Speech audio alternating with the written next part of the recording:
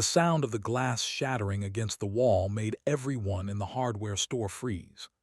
Sheriff Sheila's face had turned crimson, her badge catching the fluorescent light as her chest heaved with rage. "You cannot do this to me," she hissed, her fingers trembling as she pointed at my face. "Do you have any idea who I am in this town?" I stood behind the counter, calm despite my racing heart. The security camera in the corner blinked silently, recording everything. "I know exactly who you are, Sheriff," I replied, my voice steadier than I felt. "That is precisely why I am refusing to sell to you today, or any day from now on." Her eyes widened in disbelief as the realization hit her. The store she had used as headquarters for her color tyranny now belonged to me, the very person whose blue fence had first drawn her wrath 3 months ago. "This is not over," she whispered, her hand drifting toward her holster in what could only be described as a reflex of intimidation. I smiled and gestured to the security camera. "Actually, Sheriff, I believe it is. And unlike your imaginary fence regulations, my right to refuse service is completely legal. All I wanted was to escape. After 15 years in the city, grinding away at a corporate job that drained my soul, I had finally saved enough to start over. The divorce had been finalized 6 months prior, leaving me with enough settlement money to find a place of my own. Somewhere quiet. Somewhere I could breathe again. Millfield seemed perfect. Population 3,000. Far enough from the city to forget, close enough to civilization to not feel isolated. The property listing had caught my eye immediately. A Victorian farmhouse with good bones but in need of loving restoration. 3 bedrooms, wooden floors throughout, and a wraparound porch that spoke of summer evenings with a cold drink and a warm breeze. I signed the paperwork on a Tuesday. By Friday, I had packed my entire life into a rental truck and driven the 4 hours to what would become my sanctuary. As I turned onto Maple Street, the late afternoon sun cast long shadows across my new front yard. The house stood tall, its weathered siding and sagging porch still somehow dignified, like an elderly person with perfect posture. The realtor met me with the keys, her smile genuine as she handed them over. "Welcome to Millfield," she said. "You are going to love it here. People look out for each other." I believed her. That first night, I slept on a mattress on the floor, surrounded by boxes and the unfamiliar sounds of crickets and distant train whistles. For the first time in years, I slept deeply, without the city's constant hum of anxiety. The next morning, I surveyed my new kingdom in the clear light of day. The house needed work, but it was solid. The yard was overgrown but spacious. And the fence, a once-white picket fence that ran the perimeter of the front yard, was peeling and gray with age. It would be my first project, a symbolic fresh coat of paint for my fresh start. I drove to Harrison's Hardware on Main Street, the bell above the door announcing my arrival. Old Mr. Harrison himself greeted me from behind the counter, his hands stained with decades of helping others with their projects. "New in town?" he asked, his eyes crinkling at the corners. "Heard someone bought the old Whitaker place." "That would be me," I replied, extending my hand. "Just moved in yesterday." He nodded approvingly. "Good house. Needs some love, but good house." I wandered the aisles, inhaling the comforting smell of wood and metal and possibility. When I reached the paint section, I knew exactly what I wanted. A deep, rich blue, the same color my father had painted our barn when I was a child, the barn on the farm we had lost after his death. I ran my finger along the color samples until I found it. Midnight Harbor. "This one," I said, pointing. "Enough for a picket fence." Mr. Harrison mixed the paint while telling me about the town's upcoming summer festival. As he worked, neighbors came in and out of the store, each one pausing to introduce themselves when Harrison mentioned I was new. They were friendly, curious without being invasive. They welcomed me with genuine smiles and offers of help with the house. By that afternoon, I had cleared the yard of debris and sanded down the rough spots on the fence. The primer went on smoothly, covering years of neglect with a clean canvas. A passing dog walker waved. Children on bicycles slowed to watch me work. An elderly woman across the street gave me a thumbs up from her porch. It felt like community. It felt like home. The next day dawned clear and perfect for painting. I opened the first can of Midnight Harbor, stirring it carefully, watching the deep blue swirl like ocean waves. The first stroke on the fence was more emotional than I had anticipated. It was not just paint, it was declaration. This place is mine. This life is mine. This color is my choice. I worked steadily through the morning, each picket transforming from dull white to vibrant blue. The fence seemed to stand taller, prouder, as if grateful for the attention. I was halfway through the second coat when I heard the sound of tires on gravel. A patrol car had pulled up at the curb, its official seal gleaming in the midday sun. The driver's door opened and a woman stepped out. Her uniform was pressed to perfection, her posture military straight. Even from a distance, I could see the shine of her badge and the hard set of her jaw. She surveyed my work, her gaze moving deliberately from one end of the blue fence to the other. Then she looked directly at me, her eyes hidden behind reflective sunglasses. Without a word, without a nod, she got back into her vehicle and drove away. I stood motionless, paintbrush dripping blue onto the grass. Something in that silent assessment had felt like judgment, like warning. I shook off the feeling and returned to my work. But the joy had diminished, replaced by an inexplicable sense of having done something wrong. I would later learn her name, Sheriff Sheila Mercer, and that brief encounter was merely the first ripple in what would become a tidal wave. 3 days later, I awoke to the sound of paper being slipped under my front door. Still in my pajamas, I padded down the stairs and retrieved the official-looking document that now lay on my entryway floor. The header bore the seal of the Millfield Sheriff's Department. My heart quickened as I read the typed words. Notice of violation. Unauthorized fence color. Property located at 1423 Maple Street is in non-compliance with community aesthetic standards. Owner is hereby directed to correct this violation within 72 hours or face monetary penalties. I read it 3 times, certain there must be some mistake. I had checked the property deed carefully before purchase. There was no homeowners association, no restrictive covenants. The house was in a regular residential zone with standard setback requirements and building codes, none of which mentioned paint colors. After a hasty breakfast, I drove to the county offices downtown. The zoning clerk, a helpful woman named Patricia, listened carefully to my concerns. There is nothing in our ordinances about fence colors, she confirmed after checking her computer. This citation did not come from our office. She frowned at the document, though it certainly looks official. Then who has the authority to issue something like this? I asked. Patricia hesitated, her eyes flicking toward the door as if checking who might be listening. Officially, no one, but, she lowered her voice.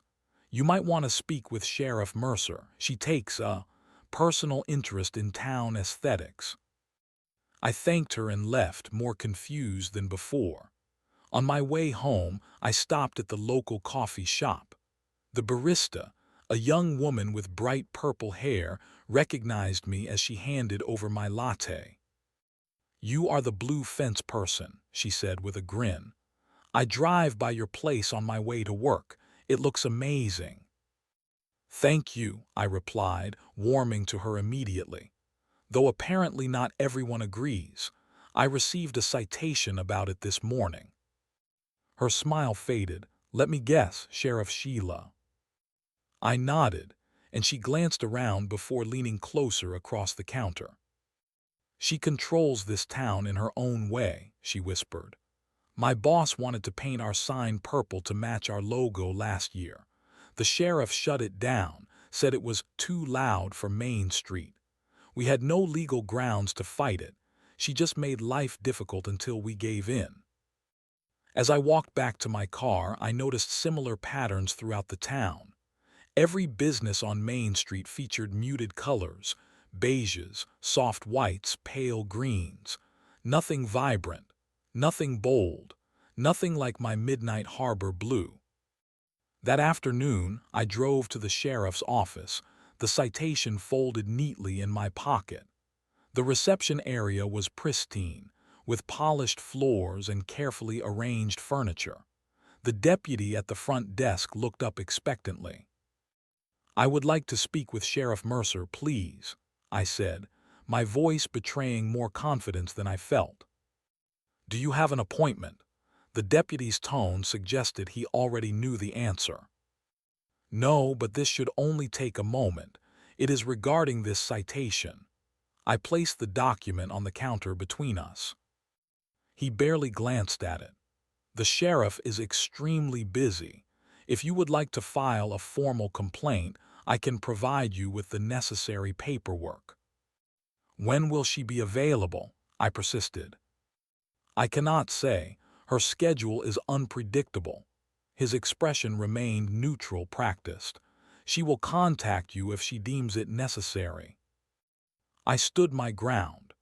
This citation claims I violated community standards that do not exist. I have checked with the zoning office. There are no regulations against fence colors in Millfield. For the briefest moment, something like sympathy crossed the deputy's face. Then it was gone, replaced by professional detachment. "Sheriff Mercer enforces all town ordinances, including those related to community standards and public safety. If you have received a citation, I assure you it was issued with proper authority." Through the glass door behind him, I caught a glimpse of movement. Sheriff Sheila herself stood in the hallway, watching our exchange. Our eyes met, and in that moment I understood what the barista had meant. This was not about laws. This was about power, her power. She turned and walked away without acknowledgement, disappearing into an office. The message was clear. She would not speak to me directly. I was beneath her notice, except as a subject of correction. "Is there anything else I can help you with today?" the deputy asked, his tone making it clear the conversation was over.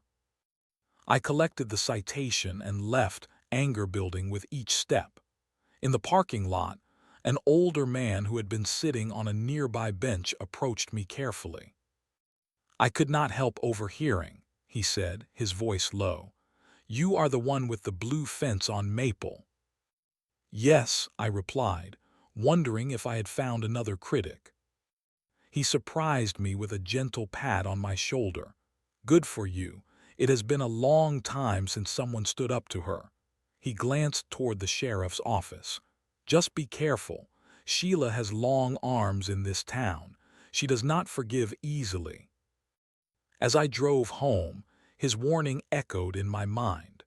The fence stood bright and defiant in the afternoon sun, almost luminous against the green lawn. I ran my hand along one of the blue pickets, feeling the smooth finish. I had come to Millfield seeking peace and a fresh start. Instead, I had unwittingly stepped into a power struggle with the town's self-appointed color dictator. The irony might have been amusing if it had not been so frustrating. I had left the city to escape arbitrary rules and faceless authority, only to find a more personal version of the same thing. That night I sat on my new porch, watching the sunset paint the sky in shades that would never meet Sheriff Sheila's approval, and I made a decision. I would not be repainting my fence. The knock came early, just after 7 in the morning. I was still in my bathrobe, coffee mug in hand, when I opened the door to find two uniformed deputies standing on my porch. Neither smiled. The taller one held a clipboard, while his partner casually rested his hand on his holstered weapon, a subtle intimidation tactic that did not go unnoticed. "Good morning," the taller deputy said, his tone suggesting it was anything but. "We are here to conduct a property inspection following reports of code violations." "What code violations?" I asked, clutching my coffee mug tighter. "And does the sheriff's department typically handle building code enforcement?" The deputies exchanged glances. "We handle whatever threatens community safety and standards," the taller one replied. "May we examine your property?" I wanted to refuse. Every instinct told me this was harassment, not legitimate law enforcement. But I also knew that small-town politics could be dangerous to navigate. I stepped aside, allowing them onto the porch. "The fence is clearly visible from the sidewalk," I pointed out. "What exactly are you inspecting?" Instead of answering, the second deputy removed a camera from his pocket and began taking photographs of my fence, my house, my yard. The taller one made notes on his clipboard, occasionally tutting with disapproval. "The color you have chosen presents a potential traffic hazard," he finally announced. "Bright colors can distract drivers and lead to accidents." "That is ridiculous," I said, unable to contain my frustration. "Half the houses in this town have flowers more colorful than my fence." "Flowers are natural. This," he gestured dismissively at my fence, "is deliberate and permanent. Sheriff Mercer has instructed us to inform you that continued noncompliance will result in escalating fines, beginning at $500. My coffee had gone cold in my hand. "There is no legal basis for this. I have already spoken with the zoning office." The deputy's expression hardened. "Sheriff Mercer is the final authority on what constitutes a public safety concern in Millfield. This is your final warning. Repaint the fence to an approved color or face the consequences." After they left, I spent the morning researching local ordinances, finding nothing that gave the sheriff such broad powers. By afternoon, I needed paint for the trim work on the house, and answers. I returned to Harrison's Hardware, hoping Mr. Harrison might shed some light on the situation. The store was quiet when I arrived. Mr. Harrison was sorting paintbrushes behind the counter, his movements slower than I remembered from my first visit.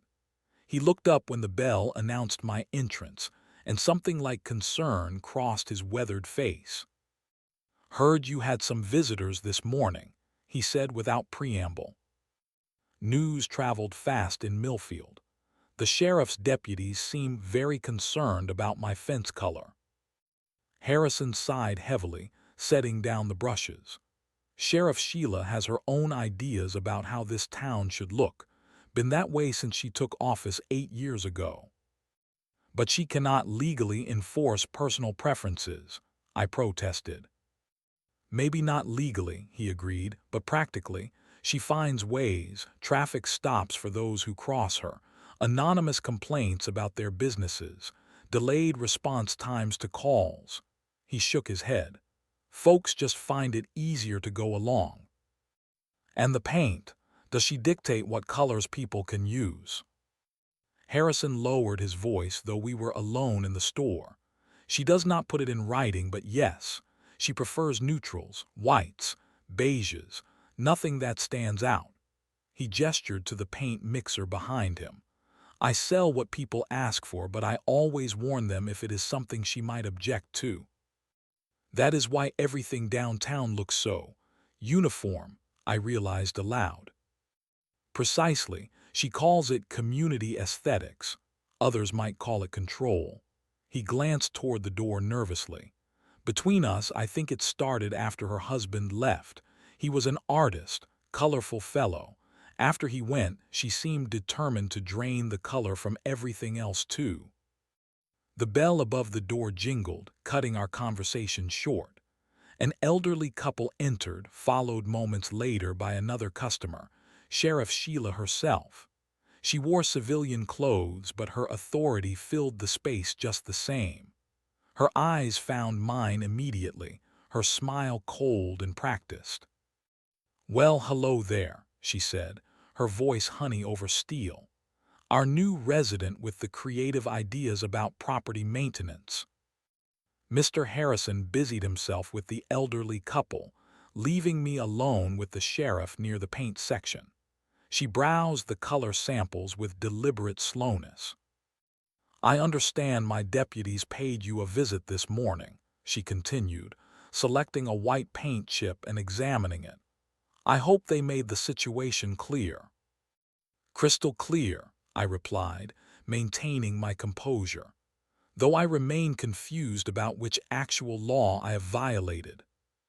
She placed the white paint chip back precisely where she had found it. "Laws are just one tool for maintaining order. Community standards are another." She selected another white chip, almost identical to the first. "This one, I think. The same as last time, Mr. Harrison," she called across the store. Harrison nodded, excusing himself from the elderly couple to mix her paint. Sheriff Sheila turned back to me, lowering her voice.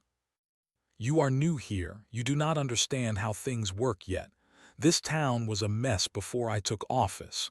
No standards, no cohesion." Her eyes hardened. "I brought order. People appreciate it whether they admit it or not. By forcing everyone to paint everything beige." I could not keep the edge from my voice. "By creating harmony," she corrected. "Something you clearly do not value." She glanced out the window toward where my house stood several blocks away. "That blue is an eyesore. It disrupts the visual flow of the neighborhood. It calls attention to itself." "That is the point of personal expression," I countered, "to express oneself." Her smile never reached her eyes. "Personal expression has its place, inside your home perhaps, not where it affects others." Mr. Harrison approached with her paint can. "1 gallon of peaceful white, Sheriff, just as you asked." She paid for her purchase, lifting the can with ease. As she passed me on her way to the door, she paused. "The deadline on your citation expires tomorrow. I do hope you will make the right choice." After she left, the atmosphere in the store lightened noticeably. Mr. Harrison avoided my gaze, clearly uncomfortable with the exchange he had witnessed. I purchased the supplies I needed for my interior trim work, then added another gallon of Midnight Harbor Blue to my order. Harrison raised an eyebrow as he rang it up. "For the back of the fence," I explained, "where the neighbors can still enjoy it." But as I drove home, the extra can of blue paint beside me, I knew I would not be hiding my color away.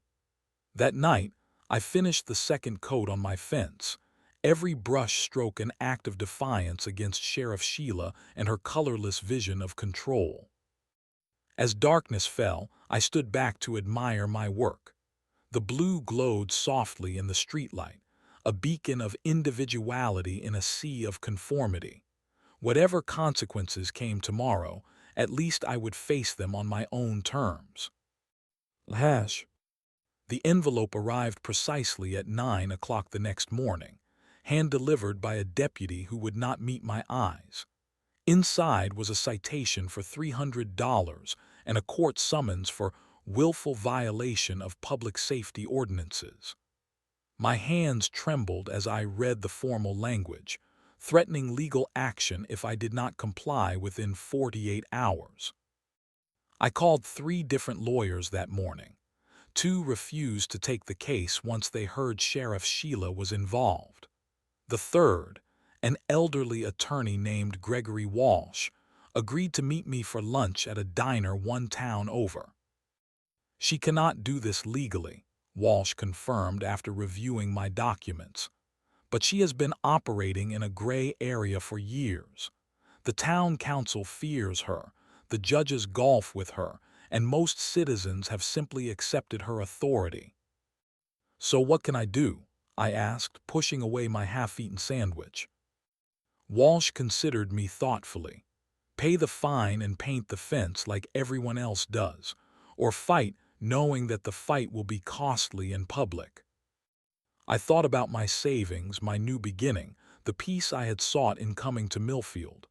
And if I fight, then you had better be prepared for more than just a fence dispute, he warned.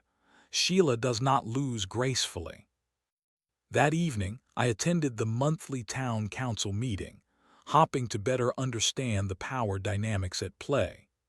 The small town hall was half filled with residents, most looking bored as the council discussed road repairs and the upcoming summer festival. When the floor opened for public comments, Sheriff Sheila rose from her seat in the front row. She cut an impressive figure in her uniform, commanding attention without effort. I would like to address a growing concern regarding community standards, she began, her voice carrying easily through the room. Recently, we have seen certain new residents displaying a disregard for the established aesthetic harmony of our neighborhoods. Though she never mentioned me by name, several heads turned in my direction. I felt heat rising to my face as she continued. These disruptions create not only visual discord but potential safety hazards. Bright, unusual colors can distract drivers, lower property values, and damage the character of our historic neighborhoods. My office has issued warnings to the parties involved, but I regret to report that we have met with uncooperative attitudes. The council members nodded solemnly, none daring to question her assertions. One even thanked her for her vigilance in maintaining Millfield's special character. After the meeting, I sat in my car, too angry to drive immediately. On impulse, I pulled out my phone and documented everything: the citations, the deputy's visit, Sheila's thinly veiled public call-out. I posted it all online, along with photos of my blue fence and a simple question: is this really a safety hazard? By morning, the post had been shared hundreds of times. Local residents commented with their own stories of Sheriff Sheila's color policing. A cafe owner described being forced to repaint her lavender door. A retired teacher mentioned having to remove yellow shutters from his historic home. A florist revealed she was only allowed to display certain colored flowers outside her shop. My phone rang around noon. The caller identified himself as David Chen, owner of Chen's Family Restaurant on Main Street. "I saw your post," he said without preamble. 2 years ago, Sheriff Sheila threatened to report kitchen violations to the health department if I did not remove the red awning over my restaurant entrance. There were no violations. She made that clear. It was about the awning color. "Did you fight it?" I asked. "No," David admitted. "I could not risk my business. None of us can, she knows that." More calls followed. More stories. The pattern became clear. Sheriff Sheila had been using her badge to enforce her personal aesthetic preferences for years, and no one had successfully challenged her. That afternoon, 2 patrol cars parked outside my house for 3 hours, a silent reminder of who held the power in Millfield. When I left to buy groceries, a deputy followed me to the store and back. At night, headlights swept across my windows hourly as patrol cars circled my block. The message was clear: conform or be watched, submit or be harassed. I called Attorney Walsh again. "I want to file a harassment claim," I said when he answered, "and I have witnesses willing to testify about similar experiences." "That is a serious escalation," he cautioned. "Are you prepared for what comes next?" I looked out at my blue fence, luminous in the porch light. "Yes," I answered. "This has gone beyond fence paint.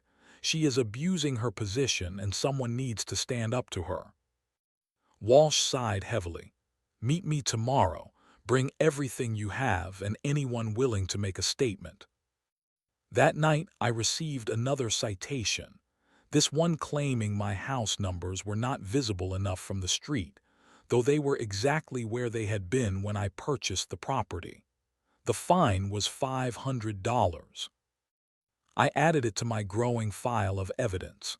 But as I tried to sleep, surrounded by the occasional sweep of patrol car headlights, a new realization formed. Legal challenges would take time.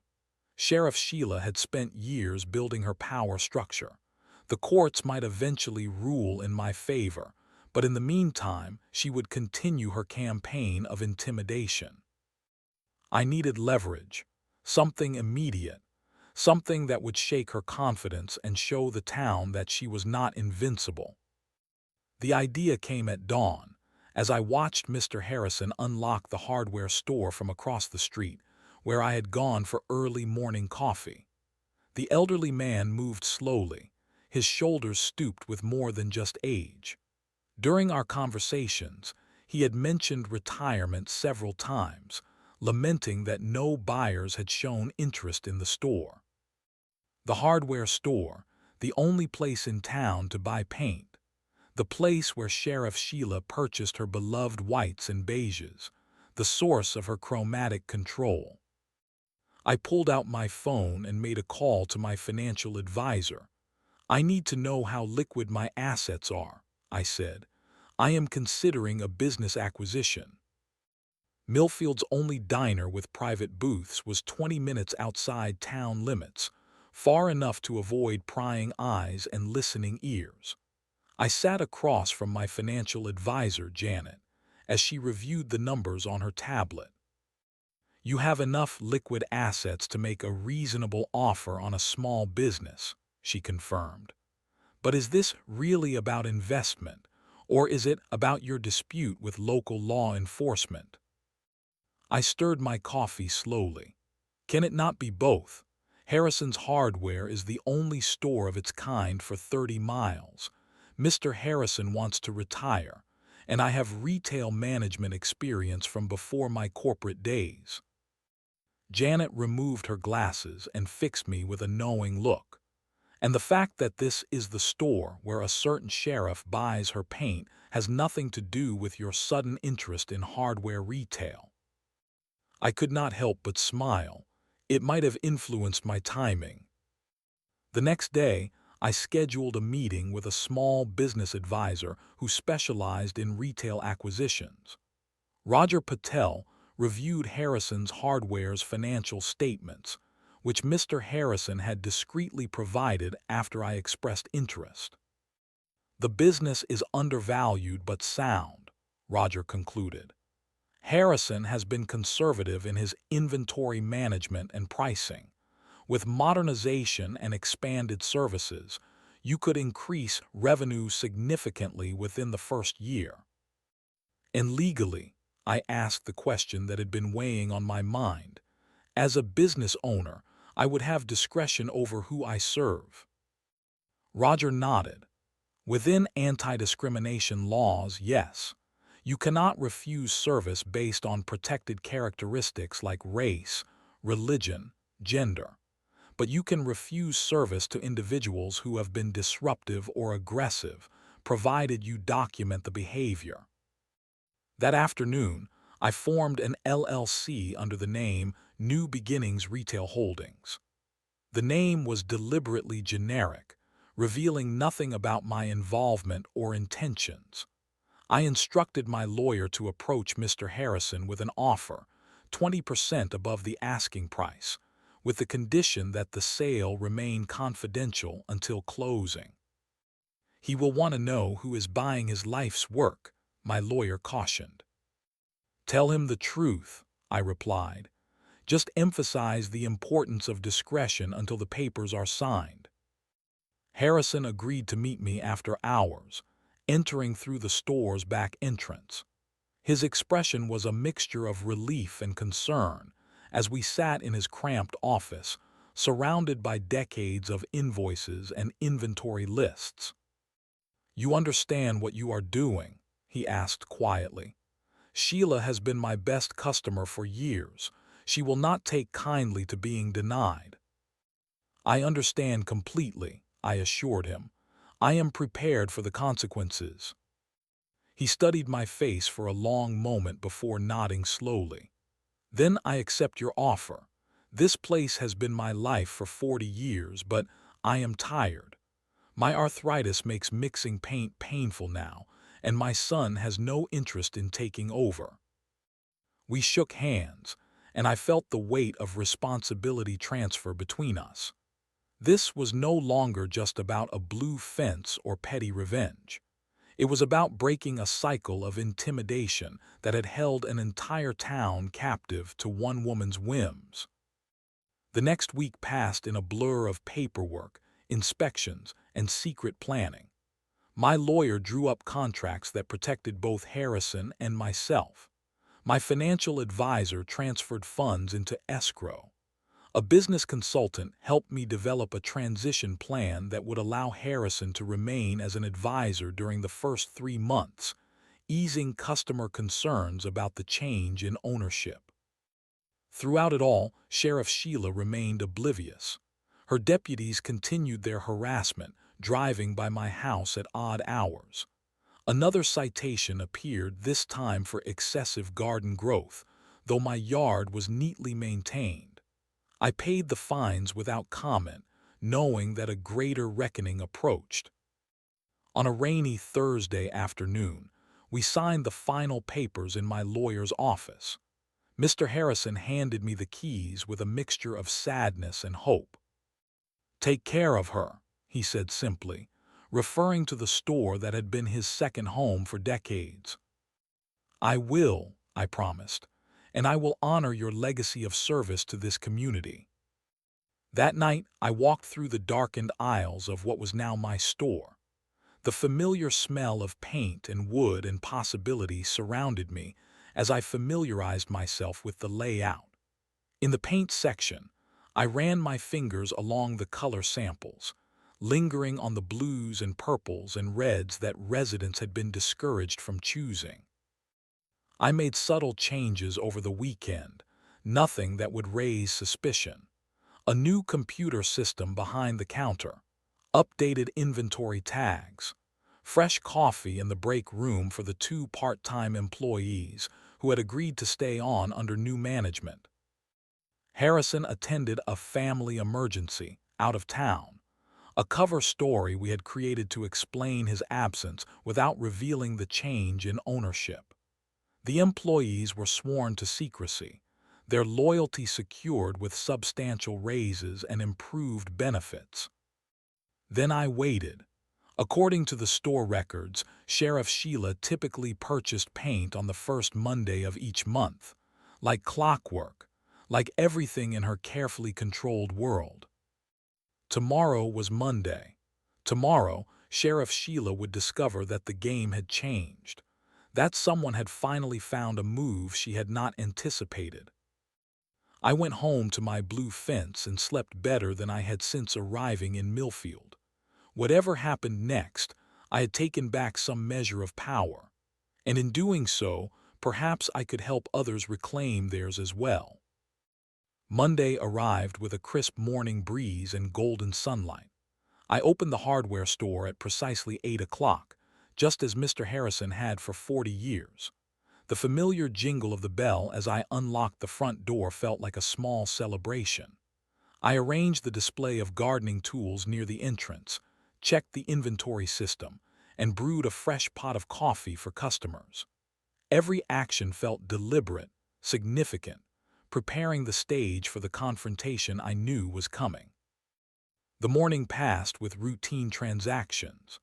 Longtime customers noticed Harrison's absence, but accepted my explanation about his family emergency without question.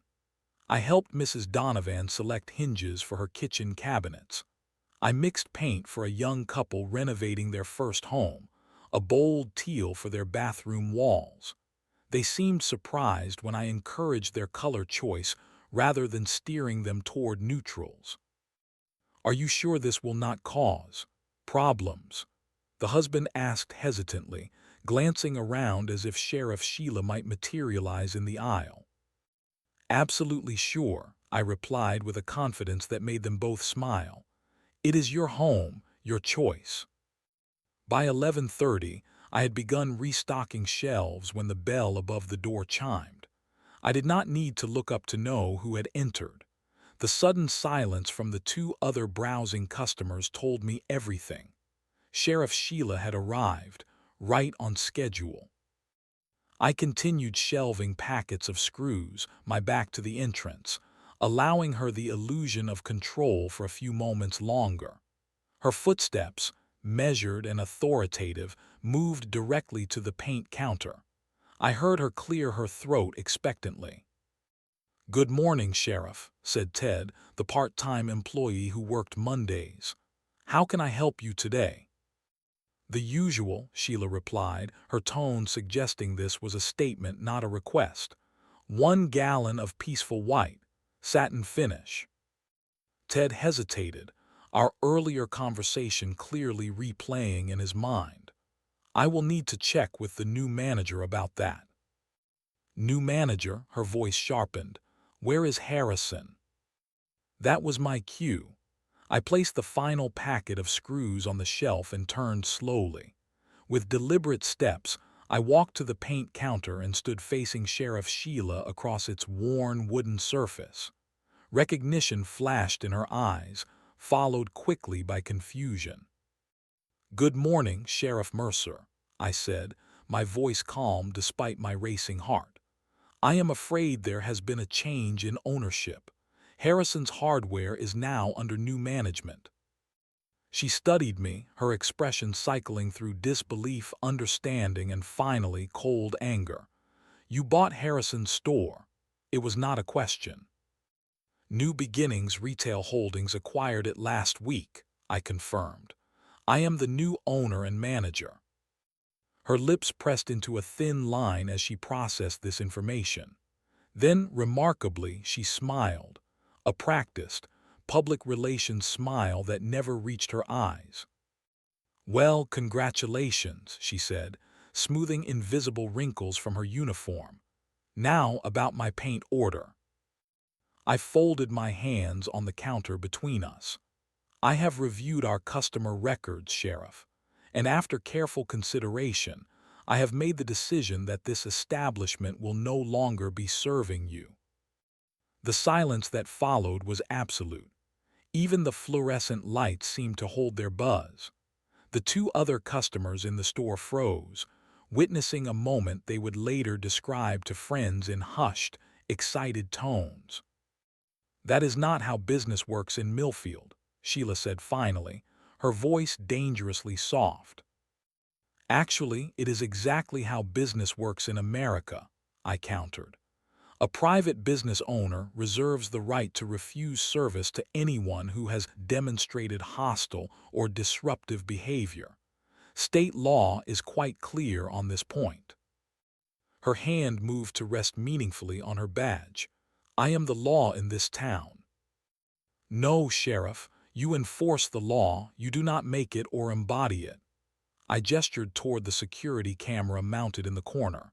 "And everything you have done, the citations, the threats, the harassment, has been documented." For a moment, I thought she might reach for her weapon. Her hand twitched at her side. But instead, she leaned forward, her voice dropping to a whisper intended only for me. "You have no idea what you have started. This store, your house, your peaceful new life, I can make all of it disappear." I met her gaze without flinching. "Perhaps. But before you try, you should know that I have arranged for copies of all documentation, including this conversation, to be sent to the State Attorney General's office if anything happens to me or my property." She straightened as if I had struck her. Then, with surprising force, she swept an open can of paint samples off the counter. The plastic cards scattered across the floor in a cascade of colors, the very colors she had spent years suppressing. "This is not over," she hissed. "You are right about that," I agreed calmly. but it has certainly changed. The other customers pressed themselves against the shelves as Sheriff Sheila stormed toward the exit. At the door, she turned for one final glare. "You are making a serious mistake." I remained at the counter, outwardly composed despite my thundering pulse. The only mistake was allowing one person to control an entire town through fear. That ends today. The bell jangled violently as the door slammed behind her. For several seconds, nobody moved. Then one of the customers, an elderly man I recognized from the town council meetings, began to applaud slowly. The other customer joined in, her face breaking into an astonished smile. Word spread through Millfield with astonishing speed. By closing time, the store had received more customers than any Monday in recent memory. They came with small purchases, a box of nails, a roll of tape, but their real purpose was to witness the aftermath of Sheriff Sheila's defeat and to share their own stories of her color tyranny. As I locked up that evening, I noticed a patrol car parked across the street, headlights dark. Sheriff Sheila sat behind the wheel, watching. I acknowledged her with a small nod before turning away. The confrontation had been won, but the war was just beginning. Back at home, I stood before my blue fence in the gathering dusk. It gleamed defiantly, a beacon of personal choice in a landscape of enforced conformity. For the first time since moving to Millfield, I felt truly at home. Whatever retaliation came next, I had struck the first meaningful blow against Sheriff Sheila's reign of petty control. And I had done it not with anger or violence, but with something far more powerful, the simple assertion of rights long surrendered by others. The right to choose, the right to refuse, the right to stand firm. In a town ruled by whispers, I had finally shouted. The response from Sheriff Sheila came swiftly and predictably. The morning after our confrontation, 3 patrol cars parked outside my home, their lights flashing an urgent blue and red that drew neighbors to their windows. Deputies conducted what they called a routine property inspection, measuring the height of my grass with rulers and photographing my gutters for potential safety violations. That afternoon, a citation appeared on my door for improper garbage can placement. The following day brought another for excessive ornamental features in my front yard, referring to the 2 ceramic planters flanking my steps. Each violation carried a $300 fine. I documented everything, adding the citations to my growing legal file without complaint. My lawyer called daily with updates, his initial caution now replaced with determined strategy. "She is overplaying her hand," he said during our third call that week. "Keep records of every interaction. This is becoming a textbook case of official harassment." At the hardware store, business flourished despite, or perhaps because of the controversy. Customers arrived from neighboring towns, drawn by rumors of the showdown with Sheriff Sheila. Many purchased paint in colors that would have been forbidden weeks earlier. Blues, purples, sunny yellows. The town was quietly blooming with newfound chromatic courage. On Thursday evening, the bell above the door chimed just as I was preparing to close. A woman entered, glancing nervously over her shoulder before approaching the counter. I recognized her as the owner of the flower shop downtown. "I need to speak with you," she said quietly, "about Sheriff Sheila." We sat in the small office at the back of the store, mugs of coffee warming our hands. Her name was Alina, and she had owned Millfield Blooms for 12 years. For 7 of those years, she had been fighting Sheriff Sheila's arbitrary restrictions on which flowers she could display outside her shop. "Only whites and pale pinks," Alina explained, her frustration evident. She said brighter colors were disruptive to the visual harmony of Main Street. I lost business because my storefront looked so bland compared to flower shops in other towns. Why did you not challenge her? I asked. Alina's smile was sad. She threatened to have the health department find violations in my refrigeration units. I cannot afford to close even for a day. She leaned forward intently.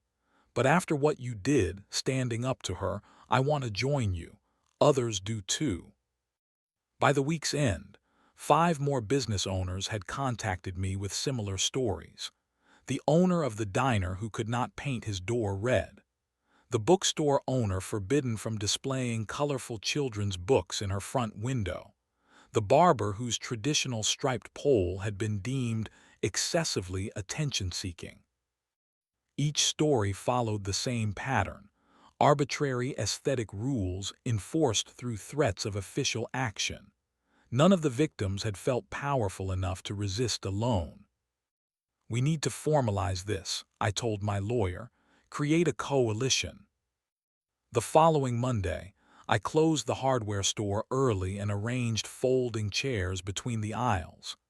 23 people attended that first meeting: business owners, homeowners, even 2 former deputies who had left the force due to Sheila's leadership. We shared stories, documented patterns, and drafted a formal complaint to the county commissioners. Alina from the flower shop stood at one point, her voice trembling but resolute. I brought something, she said, reaching into her large handbag. She withdrew a folded document, an actual town ordinance from 1987, long forgotten but never repealed.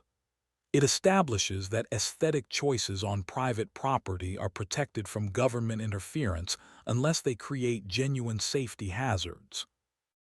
That forgotten ordinance became our legal foundation. By Tuesday, we had gathered 47 signatures on a petition calling for an independent audit of the sheriff's office. On Wednesday, we delivered it to the town council, along with affidavits from 17 citizens detailing specific abuses of power. Sheriff Sheila's response was immediate and severe. Traffic stops increased threefold for known supporters of our coalition. Business inspections became daily occurrences. Citations multiplied for increasingly trivial violations. But something had fundamentally changed in Millfield. People were watching now, documenting, supporting each other. When deputies appeared at Alina's shop with claims of signage violations, 3 coalition members happened to be there as witnesses, phones recording. When the bookstore received a citation for excessive window displays, neighboring businesses immediately added colorful displays to their own windows in solidarity. What had begun as a dispute over a blue fence had evolved into something Sheriff Sheila had never encountered before: organized resistance. She had built her power on isolating individuals, but now we stood united. In my kitchen, late one evening, I spread our documentation across the table: citations, photographs, testimonials. The pattern was clearer than ever. This was not just about colors or aesthetics. This was about control, about one person imposing her will on an entire community through fear and intimidation. And for the first time, I understood that my blue fence had never been the real issue. It had simply been the first challenge to her complete authority, the first thing she could not control through intimidation alone. The fence still stood, blue and defiant in the moonlight, as I made a decision. It was time to take our fight beyond Millfield's borders. It was time to seek justice at the state level. The state attorney general's office occupied an imposing limestone building in the capital, 3 hours from Millfield. My lawyer and I arrived early, carrying bankers' boxes filled with evidence, color-coded folders containing citations, photographs, witness statements, and audio recordings. Remember, my lawyer cautioned as we passed through security, the burden of proof is substantial when accusing an elected official of misconduct. Stick to documented facts. Avoid emotional language. The assistant attorney general who received us was younger than I expected, with keen eyes that missed nothing. She listened without interruption as we presented our case. The pattern of harassment, the arbitrary enforcement, the threats against businesses, the abuse of police authority for personal preference. What you are describing, she said finally, is a pattern of official misconduct that extends well beyond aesthetic disagreements. She lifted a photograph of my fence.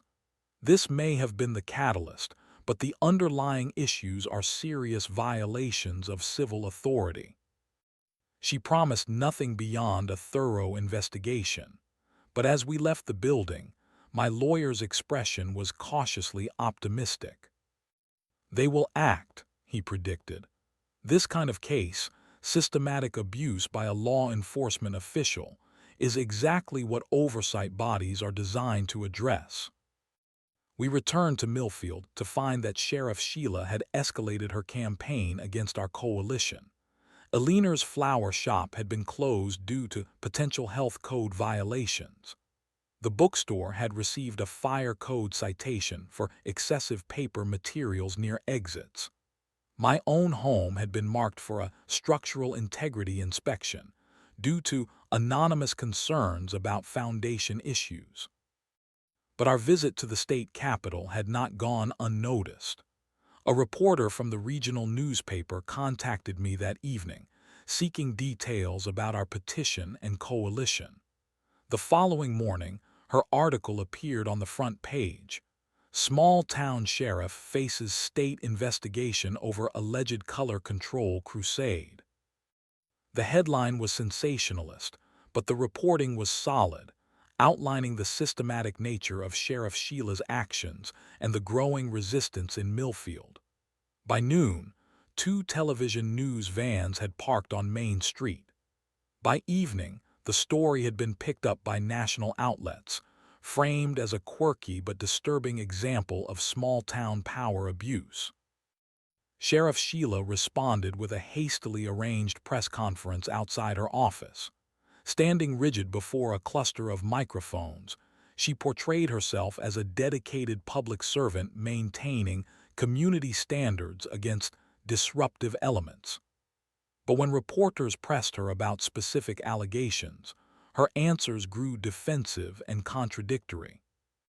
These accusations are coming from a small group of individuals who refuse to respect our town's established character, she insisted, her usual composure cracking under scrutiny. My office enforces regulations fairly and consistently for everyone's benefit.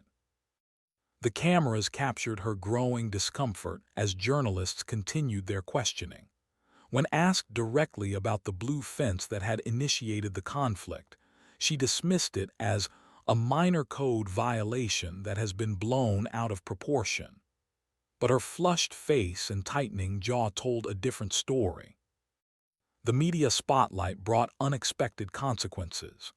2 deputies resigned the following day, citing personal reasons, but privately admitting they wanted no part in the impending investigation.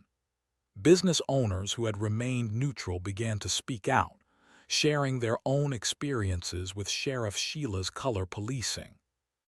Most significantly, the town council, which had long deferred to Sheriff Sheila on all matters, called an emergency session. I attended with several coalition members, watching from the back as council members debated their response to the growing scandal. Mayor Jenkins, a typically passive figure who had rubber-stamped Sheriff Sheila's actions for years, seemed suddenly concerned with proper procedure. The council must ensure that all town officials are acting within their legal authority, he declared, as if this had always been his position. After 3 hours of increasingly heated discussion, the council voted to suspend Sheriff Sheila's non-essential enforcement powers pending the state investigation. She would remain in office but could no longer issue citations for anything beyond traffic violations and criminal offenses. Her community standards enforcement was officially halted. The vote was unanimous, a dramatic reversal that revealed how quickly power could shift when fear was removed from the equation. Council members who had cowered before Sheriff Sheila just weeks earlier now spoke boldly about transparent governance and constitutional limitations on enforcement. Sheriff Sheila sat stone-faced in the front row throughout the proceedings. When the vote was announced, she rose without a word and exited the chamber, her footsteps echoing in the sudden silence.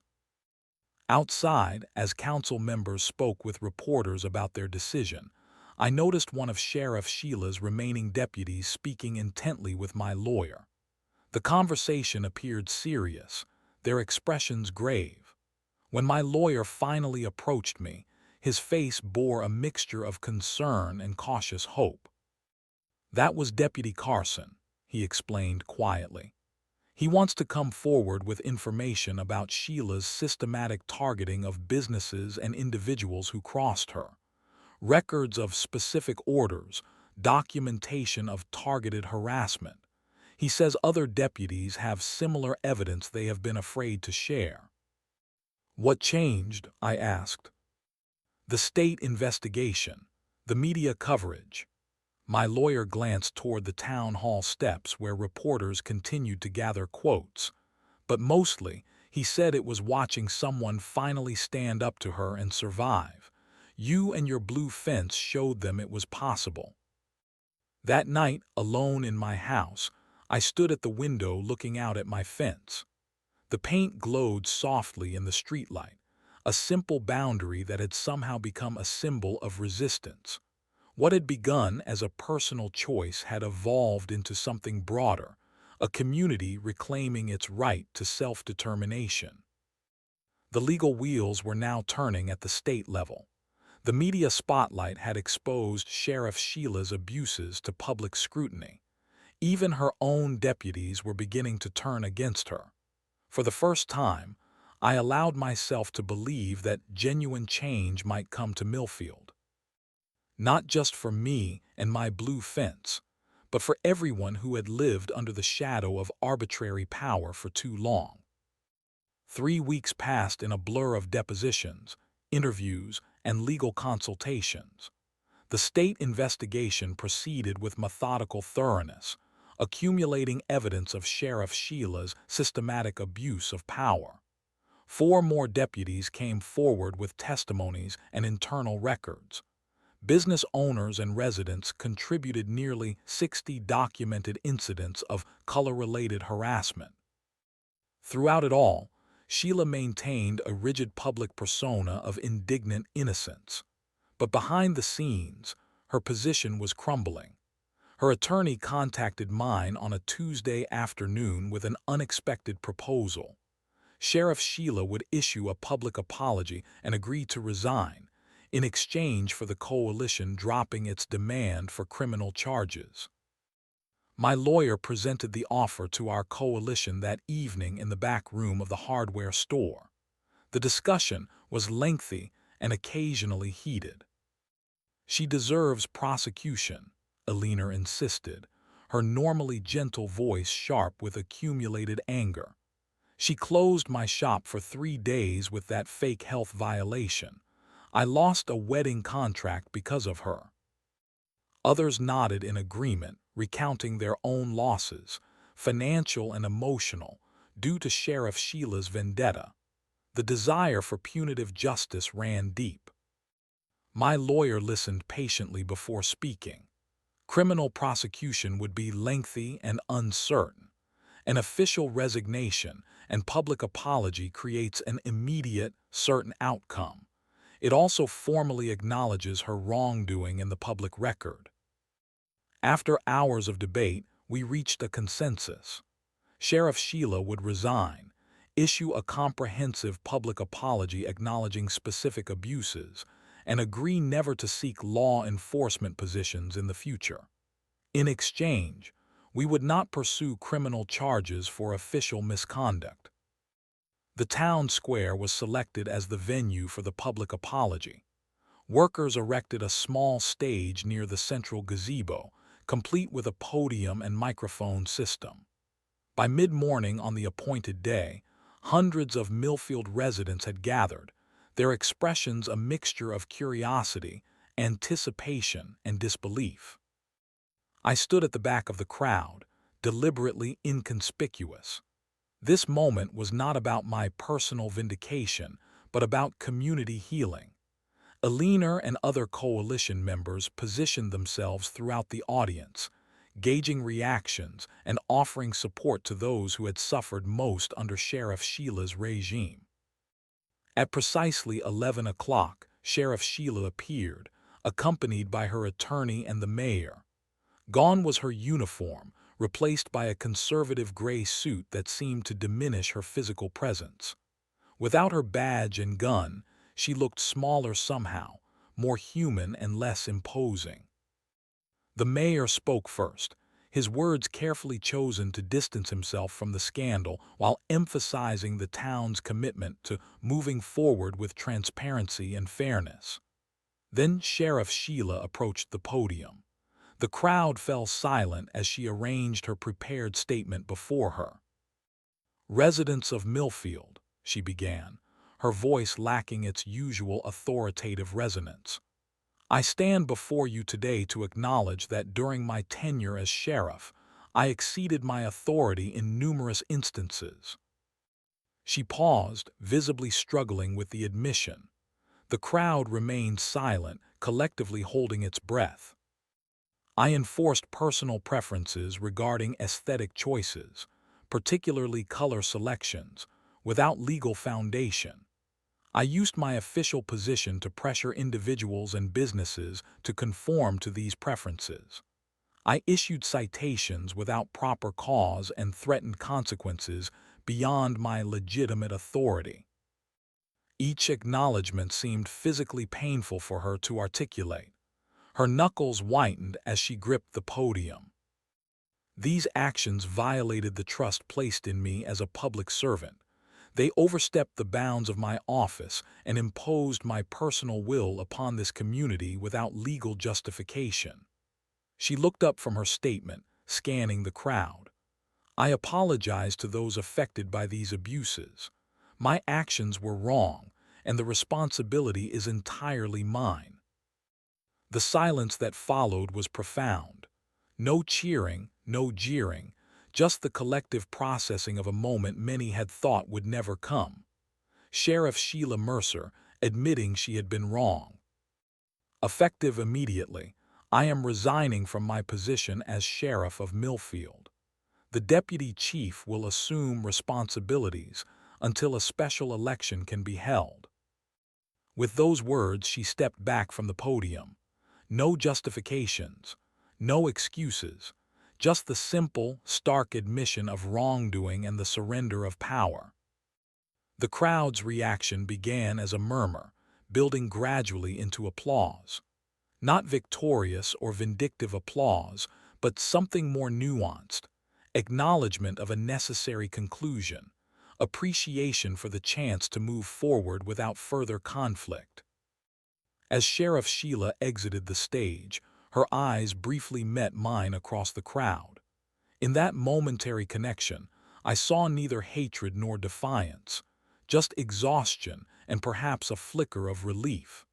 The burden of maintaining absolute control had clearly taken its toll.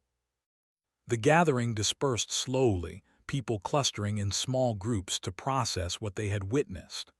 I overheard fragments of conversations expressing disbelief, vindication, and hopeful speculation about the future.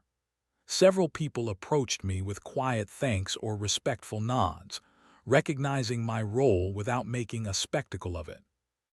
Aliner found me as the square emptied. "It does not feel like I expected," she admitted, watching Sheriff Sheila's distant figure enter a waiting car. "I thought I would feel more triumphant." "Justice rarely feels like we imagine it will," I replied, "especially when it comes wrapped in human frailty." We walked back toward Main Street together, past businesses already showing signs of chromatic liberation. The bookstore had installed a rainbow-colored awning. The barber's pole spun with its traditional red and blue stripes. Eliner's flower shop displayed brilliant bouquets on the sidewalk, their colors vibrant against the historic brick facade. At my blue fence, Eliner paused. You know, it was never really about the paint. No, I agreed. It was about the right to choose the paint, about freedom from arbitrary control. As we stood there, a young couple walked by, pushing a stroller. They slowed as they passed my house, the woman pointing appreciatively at my fence. That blue is gorgeous, she called out. We were thinking of something similar for our garden gate. I smiled and waved as they continued down the street. Another small choice reclaimed. Another step toward a community defined by freedom rather than fear. Sheriff Sheila had lost her position, but Millfield had gained something far more valuable: its voice, its agency, its right to self-determination. And that was a victory worth celebrating, not with gloating or retribution, but with quiet satisfaction and continued vigilance. Spring arrived in Millfield with an explosion of color unlike anything the town had seen in nearly a decade. Yards bloomed with flowers in every hue. Houses sported freshly painted doors in cheerful reds, dignified blues, and welcoming yellows. Business storefronts along Main Street had transformed from their uniform beige conformity into a vibrant tapestry, reflecting each owner's personality and brand. The special election for sheriff had brought in Jacob Morales, a former state trooper with a reputation for fairness and transparency.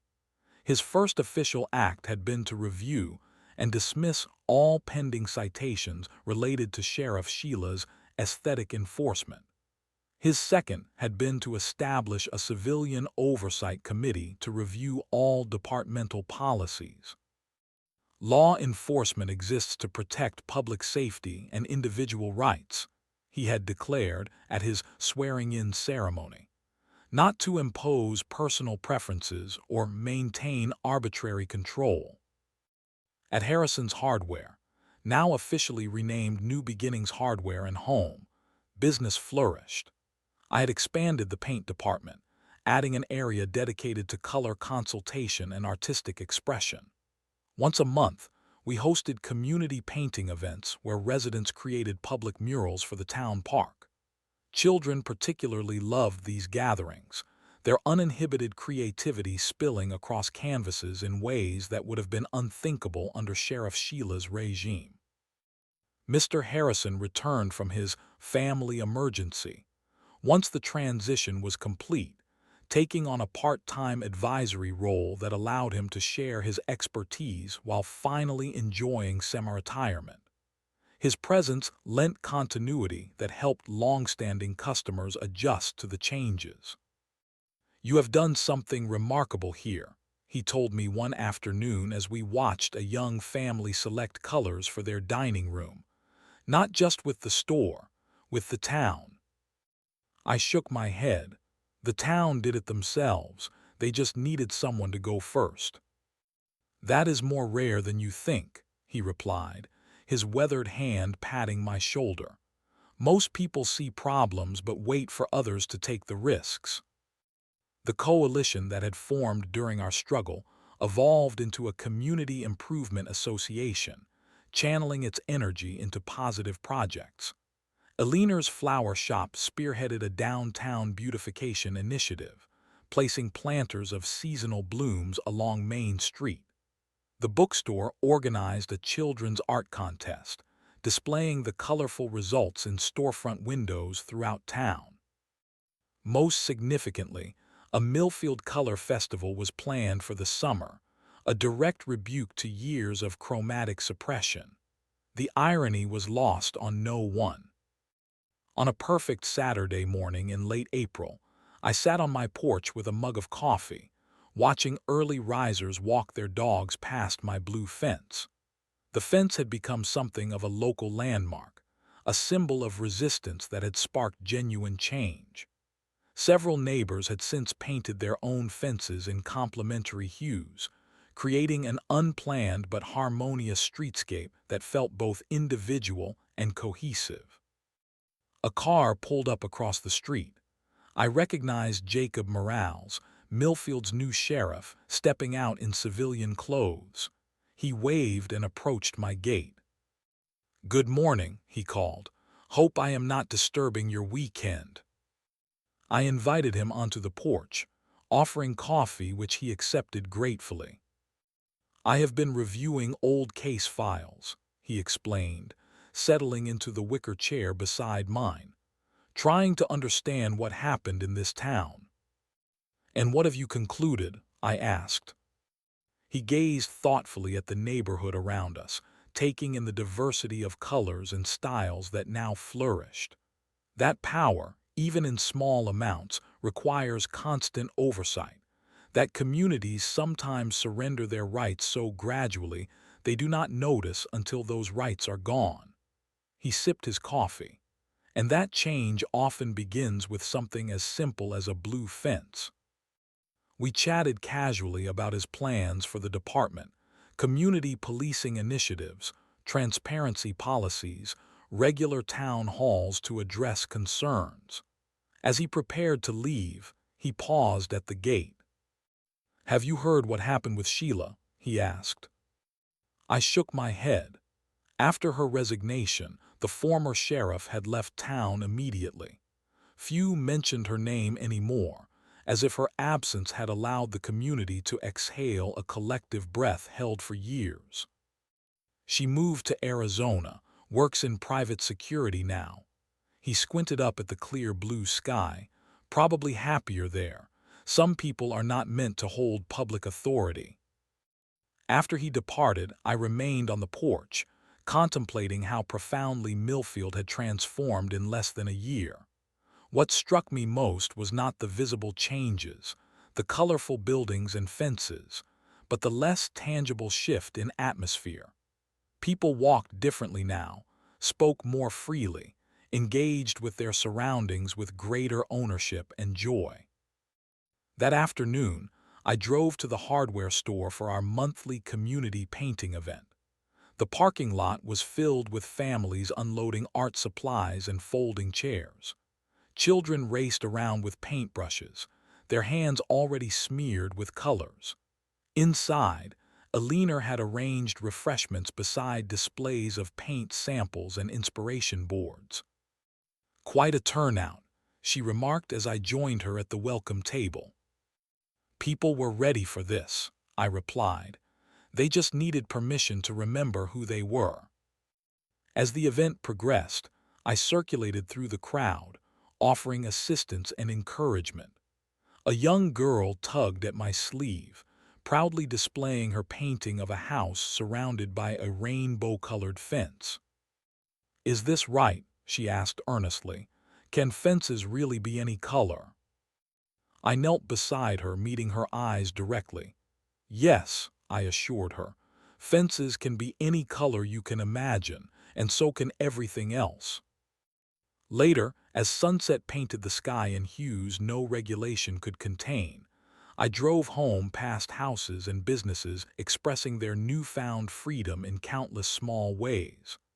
At my own blue fence, I paused before entering, running my hand along the smooth surface that had started it all. What had begun as a simple home improvement project had evolved into something far more significant, a catalyst for change, a symbol of resistance, a reminder that even the smallest choices matter when they involve freedom. The fence was just wood and paint, but the principles it represented, individual expression, resistance to arbitrary authority, the courage to stand firm, those were the true colors of Millfield's rebirth, and they would not fade easily again.